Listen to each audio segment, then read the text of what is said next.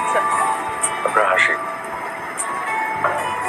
যে মেয়েটা কিছুক্ষণ আগে সুইসাইড করার ট্রাই করেছিল সে এখন এভাবে হাসছে, দেখতে বেশ ভালো লাগছে। ঘুষি মারা শেষ, রক্ত বের করা শেষ, আমরা তো এখন সুইসাইড করতে করতে যেতে পারি না, চলেন। শুনুন, আমি আপনাকে এখানে কেন এনেছি জানেন?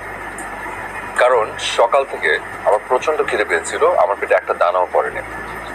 21-19 টাকার অর্ডার করেছি, দয়া করে বিলটা দিয়ে দেবেন। আপনার বিল আমি কেন দিব? সে কি, আমি আপনাকে সকাল থেকে সার্ভিস দিচ্ছি, আপনি আমাকে কিছু একটা খাওয়াবেন, এটা তো ভদ্রতা। ছত্রাক পাকা কি বললেন? কিছু বলিনি।